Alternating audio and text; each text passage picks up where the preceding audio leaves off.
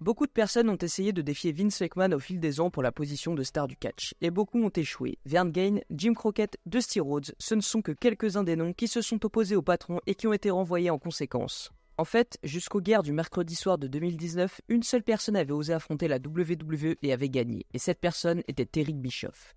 En effet, au milieu des années 90, alors que le catch professionnel était au plus bas, il a réussi à revitaliser l'industrie en apportant un énorme regain d'intérêt pour la discipline, la rendant à nouveau populaire et propulsant l'industrie à des niveaux de popularité qui n'ont plus jamais été atteints depuis. Alors comment a-t-il presque réussi à faire chuter la plus grande compagnie de catch au monde à l'époque, et comment a-t-il su marquer de sa main l'industrie à tout jamais? I am here to put the E in WWE.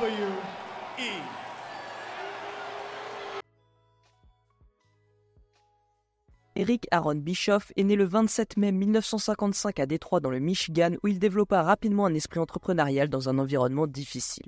Jusqu'à l'âge de 14 ans, il grandit dans les rues agitées de Détroit avant que sa famille ne déménage à Pittsburgh en Alabama à la recherche d'une vie plus stable. 2 ans plus tard, un nouveau changement s'imposa, cette fois à Minneapolis dans le Minnesota, en raison d'une opportunité professionnelle pour son père. Au lycée, Eric s'illustra rapidement en tant que lutteur dans la catégorie junior où il domina la scène et s'imposa comme l'un des meilleurs. Mais sa passion pour les arts martiaux le poussa à explorer le karaté, discipline dans laquelle il obtiendra une ceinture noire. Il participera également à de nombreuses compétitions tout en enseignant des cours pour partager son savoir. Bien qu'il ait brièvement envisagé de transformer cette passion en carrière professionnelle, la réalité financière l'amena à réévaluer ses options. Conscient des limites de cette voie, il se tourna vers une activité plus rentable, le mannequinat. Avec un salaire de 80 $ de l'heure, ce fut une décision judicieuse pour lui.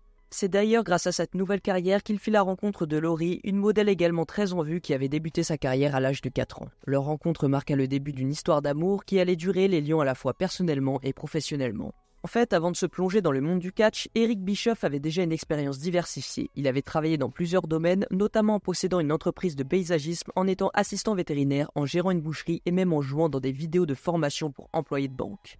Il participa également à des compétitions de kickboxing professionnelles, élargissant encore ses horizons avant de finalement se diriger vers l'industrie du divertissement sportif. Néanmoins, arrivé en 1987, avec sa femme Laurie et leur deuxième enfant Montana, sœur de Garrett qui avait récemment vu le jour, Eric décida qu'il voulait tenter sa chance dans le monde du catch professionnel. À l'époque, il croyait à juste titre qu'il y avait beaucoup d'argent à gagner pour quelqu'un avec les bonnes compétences. C'est ainsi qu'Eric Bischoff décrocha un emploi dans le département des ventes de l'American Wrestling Association, l'AWA, dirigé par Vern Gagne.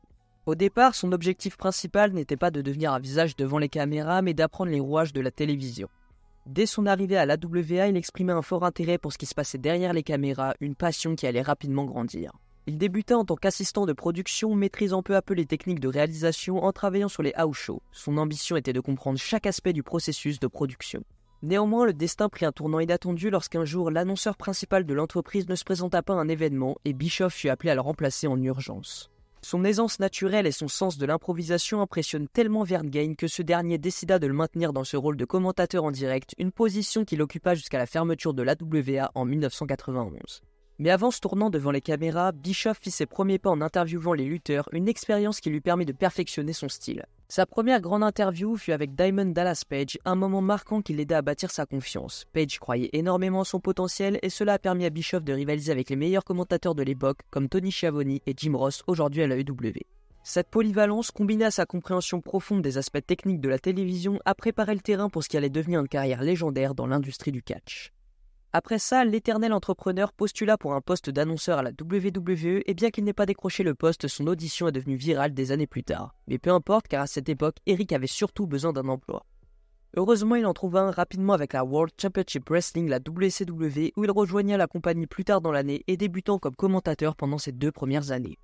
Ce n'est qu'en 1993 qu'il commença vraiment à faire sensation lorsque Bill Watts, le vice-président des opérations de catch de la WCW, démissionna de son poste. Eric postula pour ce poste tout en assumant qu'avec sa faible expérience, il aurait peu de chances de l'obtenir, mais il fut agréablement surpris lorsqu'il fut effectivement sélectionné. Et désormais à la tête de l'entreprise au jour le jour de l'entièreté de la compagnie, le natif du Michigan mit en place son plan pour sauver un produit stagnant et transformer la WCW en une entreprise rentable pour la première fois de son histoire. La première étape de ce plan fut de convaincre Ted Turner, propriétaire de la WCW, qu'il était nécessaire d'être en mesure de rivaliser avec la fédération la plus puissante de la lutte nord-américaine à ce moment-là, la WWE. Sa méthode dépensait beaucoup d'argent pour attirer des grandes stars afin de capter l'attention aussi bien du spectateur casu que des fans en souffrance face à l'état de la discipline. Et comme il s'est avéré, Bischoff avait les yeux rivés sur le plus grand de tous durant cette période, alors en tournage au studio MGM de Disney à Orlando en Floride. Et donc à la fois lui et Ric Flair ont pu ouvrir des discussions avec l'ancienne star de la WWE alors en train de filmer sa série télévisée Thunder in Paradise à proximité. Après que Turner ait entendu ça, il ne lui a pas fallu longtemps pour être convaincu de payer le salaire exorbitant que le leader de la Hulkamania demandait avec la finalisation de son contrat peu de temps après. Mais ce n'était pas le seul changement qu'Eric Bischoff opérait. En plus de ramener d'anciennes stars comme le Macho Man Randy Savage, il convainc Ted Turner de lui octroyer une plage horaire en direct de 2 heures en prime time tous les lundis soirs sur TNT. Ainsi, WCW Nitro se retrouvait en concurrence directe avec WWE Raw, marquant le début des Monday Night Wars. Bien sûr, avec Raw déjà établi à ce moment-là, Eric savait qu'il devait frapper fort pour attirer l'attention du public dès le premier show. Et quel meilleur moyen que de faire débuter Lex Luger qui travaillait encore pour la WWE le week-end précédent, et personne, ni au sein de la WWE ni à l'extérieur, ne s'attendait à le voir ce soir-là. Mais tout ça faisait partie de la stratégie de Bischoff avec un show en direct. Créer un environnement où les fans devaient regarder chaque semaine pour voir ce qui allait se passer, un concept difficile à reproduire pour la WWE à ce moment-là, avec la plupart des émissions étant enregistrées à l'avance. Néanmoins, Vince McMahon a rapidement pris les choses en main car en voyant la WCW lui faire de l'ombre, il décida de réagir en diffusant Raw en direct également, étendant même son show d'1 à 2 heures. Mais s'il pensait que ça suffirait à résoudre le problème de la concurrence, il se trompait, car Eric avait encore bien des tours dans son sac, notamment en misant sur le désintérêt général des fans vis-à-vis du produit de la WWE en adoptant une approche complètement différente de celle de son concurrent. Là où McMahon optait des personnages plus enfantins, Bischoff optait pour des personnages plus réalistes. Et tandis que la WWE mettait l'accent sur les segments plutôt que sur les matchs, la WCW s'alliait avec la New Japan Pro Wrestling pour introduire des lutteurs à la technique impressionnante, tout en popularisant la lucha libre aux fans des États-Unis pour la première fois avec sa division des poids légers. En plus de ça, chaque fois qu'un épisode de Raw était enregistré, Eric allait même devant la caméra au début de Nitro, disant aux fans qu'il n'était pas nécessaire de regarder Raw car la véritable action se trouvait sur TNT. Néanmoins, son véritable coup de maître est venu après une visite au Japon en avril 1996 où il assista à l'angle d'invasion de la UWFI contre la New Japan. Et voyant le potentiel de ce type de storyline aux États-Unis, il le rapporta à la maison et développa ce qu'allait devenir l'histoire de la New World Order, la NWO. Quelque chose qui commencerait le 27 mai de l'année 1996 lorsque Scott Hall fit une apparition surprise à la WCW laissant entendre qu'il travaillait toujours pour la WWE et qu'il était là pour une invasion. Quelques semaines plus tard, Hall fut rejoint par Diesel, maintenant Kevin Nash, un autre ancien champion de la WWE. Les deux hommes se comportant comme des hors-la-loi, perturbant régulièrement les shows de la WCW. Des apparitions qui faisaient même se demander les fans si cette invasion était bel et bien réelle, tant le scénario semblait crédible. Mais ce qui fit véritablement exploser l'angle de la NWO, c'est quand Bischoff, comprenant qu'il avait besoin d'un autre grand nom pour vendre la storyline, réussit à convaincre Hulk Hogan de devenir heel. Et même si au départ Hogan hésitait, après qu'Eric lui expliquait le potentiel financier qu'il pourrait en faire découler, il accepta immédiatement. Ce qui nous offrira ce moment iconique lors du Great American Bash du 16 juin 1996 où Hogan attaqua Randy Savage avec son fameux leg drop, s'alliant ainsi avec Hall et Nash pour former la NWO. Presque instantanément après ça, la WCW commença à gagner en popularité auprès du grand public. Les écoles étant pleines d'enfants portant des t-shirts NWO et tout le monde se branchait chaque lundi pour suivre l'évolution de l'histoire. Très vite, la WCW surpassa même la WWE en popularité, décrochant une série de 83 victoires consécutives dans les audiences télévisées du lundi soir. Alors que Vince McMahon de son côté tentait de se ressaisir, réalisant pour la première fois de sa carrière qu'il n'était plus l'homme numéro 1 de la lutte professionnelle. Mais alors que McMahon cherchait à redresser la barre, Bischoff avait toujours un coup d'avance, introduisant l'idée de la figure d'autorité heel à l'écran en rejoignant lui-même la NWO en novembre 1996. Un rôle qu'il incarnerait parfaitement en rendant la vie impossible à tous les babyface de la WCW dans la foulée. Bischoff étant devenu une figure tellement populaire à l'époque qu'il participa même à une séquence sur le Tonight Show, émission immensément populaire aux États-Unis où lui et Hogan mettent hors du plateau Jay Leno pour promouvoir son implication dans Nitro. Et ce ne sera pas la seule célébrité à être impliquée non plus car le célèbre basketteur Dennis Rodman ainsi que Karl Malone, ce dernier devenant même un membre à part entière de la NWO pendant un certain temps. Malheureusement, pour une idée aussi bonne qui était l'angle de l'invasion, ses premières failles commenceraient à apparaître vers le début de l'année 1998 après que Bischoff ait bâclé la fin de l'année et la moitié de la construction du match Hulk Hogan-Vesting lors de Road to Starrcade en décembre. De l'autre côté, la WWE commencerait à remonter la pente grâce à des stars montantes telles que Stone Cold Steve Austin, The Rock, Mick Foley et Triple H qui propulsèrent l'ère de l'Attitude Era vers de nouveaux sommets de popularité. Un gros changement pour la compagnie de Stamford qui lui fera du bien éliminant dans les prochaines années aussi bien la WCW que le CW. Et pendant ce temps, la WCW s'enlisait dans des histoires sans fin autour de la NWO où les heels triomphaient constamment des babyface, espérant rivaliser avec la WWE, ce qui commençait à lasser les fans. En plus de ça, alors que la WWE misait sur de jeunes talents dans la vingtaine, la WCW restait dominée par les anciennes grosses têtes qui avaient aidé la compagnie à grimper il y a quelques années. Mais qui maintenant avaient créé de nouvelles clauses de contrat créatives dans leurs contrats, n'hésitant pas à continuer à se mettre en avant sans laisser la place aux nouvelles stars. Et c'est en grande partie à cause de ça que le produit stagnait et que beaucoup de jeunes talents quittèrent le navire pour rejoindre la fédération de Vince McMahon qui avait su se remettre en question. Et ainsi, à la fin de 1999, face à la baisse de l'intérêt des fans et au revenu en chute libre, les dirigeants de la WCW décidèrent de renvoyer Eric Bischoff, le remplaçant par Vince Russo, ce qui aggravait encore davantage la situation. Mais à ce moment-là, le garçon de Détroit ne s'en préoccupait plus vraiment, expliquant qu'il était épuisé et avait besoin de prendre du recul par rapport à l'industrie du catch. Il finirait uniquement par revenir en 2000 à l'invitation de Ted Turner, inquiet de l'état de sa compagnie, lui offrant même de récupérer son poste. Mais cette fois, il devrait travailler en collaboration avec Russo, cette union qui rendait quasiment impossible toute tentative de redressement de la WCW.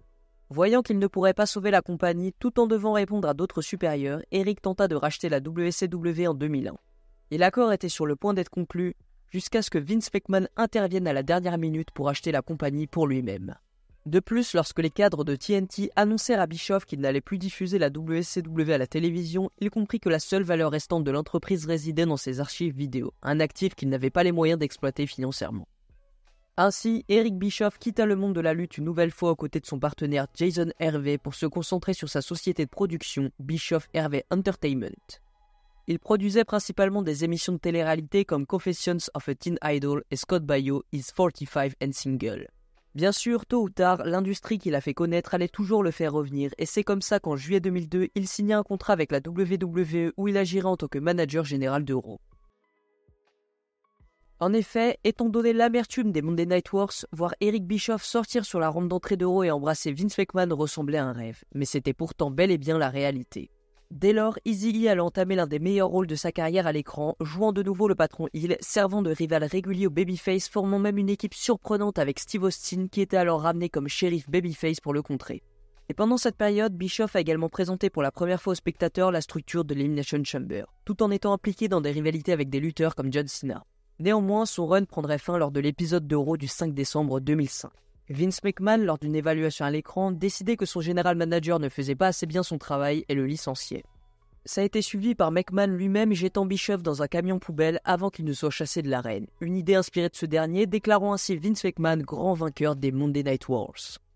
C'est d'ailleurs le meilleur run de sa vie d'après ses dires, car grâce à l'humilité de Vince McMahon, il a pu retrouver son amour pour l'industrie de la lutte professionnelle avec cet emploi. Car il était beaucoup plus libre de ses actions et de son personnage sans les pressions mentales de direction d'une entreprise comme avec la WCW. Bien sûr, la raison de ce départ était que son contrat arrivait à échéance et que l'ancien vice-président exécutif de la WCW avait décidé de s'éloigner de l'industrie pour un moment afin d'écrire son autobiographie Controversy Secret Cash. Lorsqu'il fut temps pour lui de promouvoir son livre, Bischoff retourna à la WWE pour quelques apparitions occasionnelles en 2006. Il reviendra à Raw pour faire une promo en attaquant Vince McMahon et devient le sujet d'une série d'interviews avec JBL sur WWE.com. Et ça a permis de faire parler de son livre auprès des fans et à sa sortie, Controversy Secret Cash devient un best-seller du New York Times. Ce qui encouragea évidemment Eric à revenir quelques fois à la WWE dans les années qui suivirent pour entretenir son image publique. Et l'un de ses retours le vit même revenir en tant que General Manager de Raw pour une nuit, le 6 novembre 2006, où il se vengea de tous les heels qu'il avait contrariés au cours des dernières années. En dehors du catch, Bischoff se concentrait sur sa société de production qui continuait à produire des projets à cette époque dont plusieurs étaient centrés autour de Hulk Hogan, comme la brève promotion Celebrity Championship Wrestling en 2008 et la tournée Hulkamania Let the Battle Begin en Australie. Peut-être que c'était pour cette raison que lorsqu'Eric revient au catch à plein temps en janvier 2010, ce n'était pas pour la WWE de Vince McMahon, mais plutôt pour la TNA, où il rejoignit son vieil ami Hulk Hogan. Ensemble, ils tentèrent sans succès de relancer les Monday Night Wars en déplaçant Impact face à Raw en direct chaque semaine. Et cette décision a déçu de nombreux fans de la TNA qui voyaient une promotion autrefois alternative devenir une pâle copie de la WWE. Bischoff, malgré tout, continue avec sa vision de ce que devait être la promotion, prenant un rôle de producteur exécutif en coulisses, tout en continuant à jouer le rôle de l'autorité heel à l'écran, faisant de la vie de certains des lutteurs un véritable enfer comme Jeff Jarrett, Mick Foley et Abyss dans les mois qui ont suivi. À un moment, il tenta même de raser la tête de Mick Foley comme punition pour avoir essayé d'aider Jeff Jarrett dans un match handicap la semaine précédente, mais c'était sans compter sur la légende de l'hardcore qui réussit à renverser la situation, coupant les cheveux de Bischoff à la place. Peu après, Bischoff devient brièvement un babyface, travaillant de nouveau à l'écran avec Hogan, rentrant dans une rivalité avec Abyss. Ce qui voulait dire que tous ceux qui connaissaient l'histoire d'Eric en tant qu'opportuniste ne furent pas surpris de le voir redevenir heel à Bound for Glory 2010, où lui et Hogan tournent heel une nouvelle fois, aidant Jeff Hardy à remporter le titre mondial de la TNA, et prenant le contrôle scénaristique complet de la compagnie loin de sa présidente Dixie Carter. Donc maintenant au sommet, Bischoff, Hogan, Hardy, Abyss et Jeff Jarrett prirent les rênes et formèrent Immortal. Dans les semaines et mois qui suivirent, ils firent la loi dans la compagnie, s'opposant à des groupes tels que Fortune, la faction de Ric Flair. Pendant ce temps, en dehors du ring, Bischoff élargissait son portefeuille d'activités en lançant une brasserie à Cody dans le Wyoming, le même endroit où il s'installerait définitivement.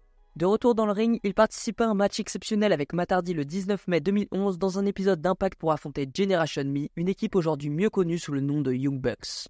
Après ça, et avec la perte progressive du contrôle d'Immortal au profit de Dixie Carter à l'écran, Eazy-E décida de relancer sa carrière en introduisant son fils Garrett dans le monde du catch. Malheureusement, malgré ses tentatives pour mettre son fils en avant en créant une rivalité avec lui, Garrett se révéla être plus un David qu'une Charlotte Flair. Et les fans perdirent rapidement intérêt pour cette storyline catastrophique, se terminant finalement à la fin de l'année et Bischoff disparut de la télévision pour se concentrer sur ses tâches en coulisses. Néanmoins, il était évident que quelqu'un n'était pas satisfait de son travail car en octobre 2013, il fut renvoyé une fois de plus, ce qui mena à un procès contre la compagnie pour des salaires impayés. Bien sûr, l'entrepreneur infatigable ne resta pas sans emploi longtemps. Car plus tard cette même année, il étendit encore ses projets d'affaires en s'associant avec Jason Harvey et Ike McFadden pour créer une société de jeux en ligne appelée MX Digital. Cette entreprise rencontra un certain succès en développant des jeux sur le thème des célébrités au fil des années, avec des licences de personnalités comme David Hasselhoff, Dan Aykroyd, Dennis Rodman et bien sûr Hulk Hogan. En juillet 2016, Bischoff entra également dans le domaine en pleine expansion des podcasts de catch en lançant le sien avec Conrad Dobson. D'abord appelé Bischoff and Wrestling, puis rebaptisé 83 Weeks en référence à sa victoire légendaire sur Vince McMahon dans les audiences télévisées pendant les années 90. Mais évidemment, toute amertume restante de McMahon concernant cette guerre s'était dissipée en 2016. Eric commença à faire de nouvelles apparitions occasionnelles à la télévision, notamment dans des documentaires sur le WWE Network et même en introduisant Diamond Dallas Page au Hall of Fame le 21 mars 2017. Avec ces nouvelles ouvertures de communication, il ne fallut pas longtemps avant que Bischoff ne soit de retour à bord à temps plein. En juin 2019, il fut annoncé comme le nouveau directeur exécutif de SmackDown, un poste parallèle à celui que Paul Heyman occupait pour Raw dans la dernière tentative de Vince McMahon de revitaliser le produit et d'améliorer les audiences en baisse. Malheureusement, tout ce que Eric ou Paul pouvaient apporter restait limité car c'était toujours le patron qui avait le dernier mot sur chaque décision. Peut-être que c'est pour ça que le mandat n'a jamais vraiment décollé pour le natif de Détroit et dès octobre de cette même année, il fut remplacé par Bruce Pritchard et Eazy-E quitta une nouvelle fois la compagnie pour retourner à ses activités extérieures. L'une de ses activités fut quelques apparitions ponctuelles pour All Elite Wrestling, la EW. Le 5 août 2020, il fit une apparition en tant que modérateur lors d'un débat entre Chris Jericho et Orange Cassidy dans un épisode de Dynamite. Et Tony Khan, étant un grand fan d'Eric, continua de l'inviter dans les mois qui suivirent pour des rôles similaires, le louant souvent comme l'une de ses plus grandes inspirations, étant donné qu'il avait autrefois occupé le même rôle de rival principal de la WWE que le président de l'AEW aujourd'hui. Cela dit, ses apparitions sur TNT ne semblaient pas avoir affecté sa relation avec la WWE car le 18 mars 2021, il fut finalement récompensé pour tout ce qu'il avait accompli pour l'industrie en étant introduit au WWE Hall of Fame cette année-là. Et à ce jour, c'est là où il se trouve une légende de l'industrie, encore utilisée occasionnellement à l'écran ou en coulisses quand on fait appel à lui.